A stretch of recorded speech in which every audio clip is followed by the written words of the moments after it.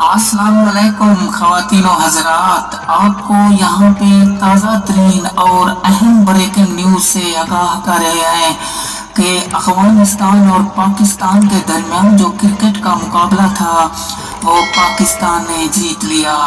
मुकाबले के दौरान आसिफ मोहम्मद जब आउट हुए तो कुछ लड़ाई भी हुई, लेकिन आसिफ अली ने सब्र किया और आखिरी ओवर की 6 गेंदों में आपको बताते चले कि नसीम शाह ने 2 छक्के लगाकर पाकिस्तान को जीतने की बर्तरी दे दी।